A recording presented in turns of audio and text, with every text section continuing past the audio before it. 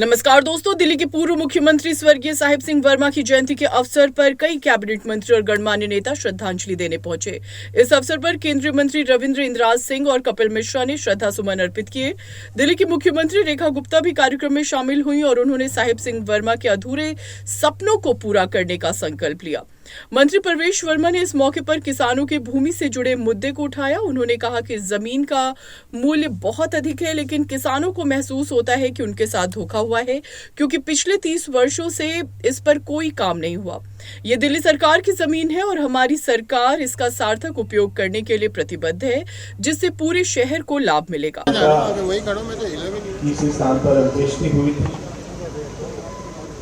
और वो राजकीय सम्मान के साथ हुई थी, क्योंकि दिल्ली सरकार की जमीन है। और ये जब हमारी सरकार की 1993 से 1998 के बीच में, तब ये आपने ही, वर्मा जी ने ही इस जमीन का अधिग्रहण किया था, यहाँ के किसानों से बात करके कि यहाँ पे अच्छी स्पोर्ट्स यूनिवर्सिटी बनेगी, अच्छा विश्वविद्यालय बनेगा जो पूरे दिल्ली देहात के काम आएगा, पूरे दिल्ली के काम आएगा। और ये किसानों ने अपनी जमीन भी दे दी। आज ये जमीन का भाव तो बहुत ऊंचा है और वो किसानों को भी ये लगता है कि हमारे साथ में कहीं ना कहीं छल हो गया, क्योंकि इतने वर्ष हो गए, 30 साल हो गए और ये 30 साल से जमीन तो ले ली, मगर यहाँ पर कोई काम नहीं हुआ, क्योंकि हमारी सरकार चली गई थी और जो सरकारें आई उनको इस बात की चिंता नहीं थी कि कोई विकास के काम हो। मगर ये दिल्ली सरकार की जमीन है और यहाँ पर निश्चित ही हमारी सरकार एक अच्छा काम करेगी जो पूरे दिल्ली के लिए काम आएगा। यहाँ पे बहुत सारे पेड़, बहुत सारे कीकर, और ये क्योंकि इसकी कभी व्यवस्था नहीं की गई, और भी बहुत सारे काम 20 तारीख से जब से सरकार बनी है उसके बाद से ही मुख्यमंत्री जी के नेतृत्व में पूरा मंत्रिमंडल, पूरी दिल्ली की सरकार लगी हुई है कि कैसे दिल्ली में एक अच्छा काम करें और केवल 5 साल के लिए नहीं, एक ऐसी व्यवस्था बने जो अगले 50 साल 100 साल के लिए अच्छी व्यवस्था खड़ी हो।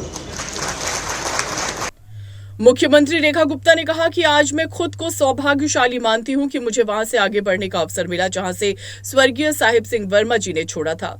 दिल्ली को और आगे ले जाना है और आज हम भाई बहन मिलकर अधूरे कार्यों को पूरा करेंगे। मेरे जीवन में तो हमेशा, जब मैं दिल्ली विश्वविद्यालय छात्र संघ की अध्यक्ष बनी 96 में, तो आदरणीय साहब सिंह जी मुख्यमंत्री थे। जिस दिन रिजल्ट आया, उनका फोन आया, फोन पे कहा गया कि जी माननीय मुख्यमंत्री जी बात करेंगे। अब मैंने कहा कि माननीय मुख्यमंत्री जी, कोई रेखा साहब सिंह बोल रहा हूँ बेटा। वो आज भी शब्द मेरे कान में जाते हैं कि जब उनकी मुझे बधाई मिली, मैं डीसी की प्रेसिडेंट थी। जीवन की हर खुशी के क्षण में वो हमेशा मेरे साथ रहे। मेरा बेटा हुआ तब उनका आना हुआ, फंक्शन, एक बार तो जन्मदिन था बेटे का, तो मेरी बात हुई, मैंने कहा अंकल आप आओगे? तो पीयू रामलीला ग्राउंड में उनका एक प्रोग्राम था, प्रदीप सेठी जी यहाँ खड़े हैं, वहां से लेके चित्रकूट सोसाइटी जहां मैं रहती थी वहां तक पैदल आए और बर्थडे पे वहां पे उसको शामिल होकर के आशीर्वाद दे के बेटे को गए। एक एक उनका व्यवहार मेरे दिल में भी, मैं भी जब आज सोचती हूँ कि मुझे कैसा नेता बनना चाहिए, मेरा व्यवहार कैसा होना चाहिए, तो मैं उनको याद करती हूँ कि मैं ऐसी बनना चाहती। आज सौभाग्य है मेरा कि मुझे ये मौका मिला कि जहाँ पे वो काम छोड़ के गए वहाँ से शुरुआत करनी है, दिल्ली को उससे आगे बढ़ाना है। और हम दोनों भाई बहन आज उनके छोड़े हुए कामों को पूरा करेंगे मिल करके। कितना बड़ा सौभाग्य है हमारा कि बेटी मुख्यमंत्री है और बेटा मंत्री है। उल्टा भी हो सकता था, ये मुख्यमंत्री होता और मैं मंत्री होती, ऐसा भी हो सकता था, पर एक ही बात है, अब बड़ी बहन है तो अपने समाज में वैसे ही है कि पहला बहन को ही दिया जाता है कि भी पहला मौका इसको दो। पर इतना विश्वास दिलाते हैं कि आज उनकी समाधि के सामने खड़े होकर के दोनों भाई बहन कि दिल्ली के लिए वो सब काम करेंगे वो सब सपने साकार करेंगे जो उन्होंने देखे थे। आदरणीय मोदी जी के नेतृत्व में दिल्ली आगे बढ़ेगी, विकसित दिल्ली, समृद्ध दिल्ली। और ये जो 27 साल का वनवास काट के हम फिर से सत्ता में आए हैं, इसका एक एक क्षण हम उपयोग करेंगे, पूरी मेहनत के साथ, शिद्दत के साथ काम करेंगे और आदरणीय साहब सिंह वर्मा जी का नाम रोशन करेंगे।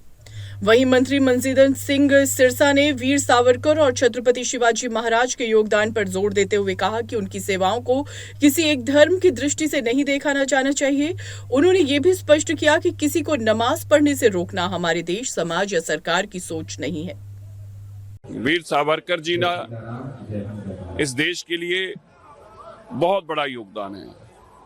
उनकी सेवाओं को कोई एक धर्म के चश्मे से पहनकर देखना चाहे तो हम उसमें कुछ कर नहीं सकते।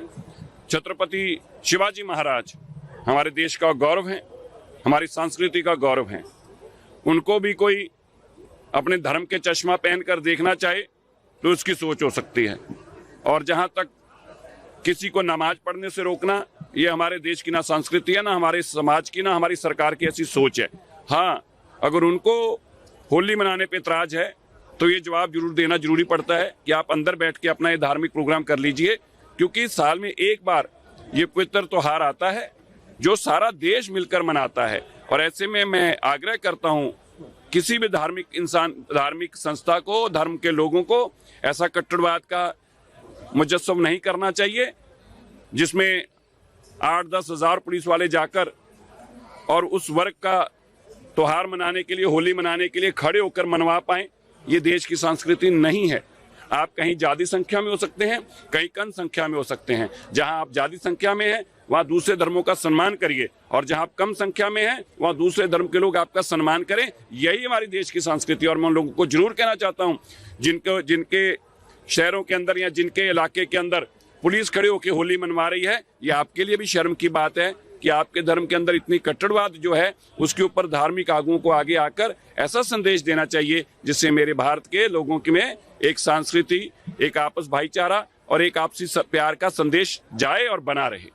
न्यूज अपडेट के लिए सब्सक्राइब करें रॉयल बुलेटिन और इस वीडियो पर कमेंट कर अपनी राय देना ना भूलें।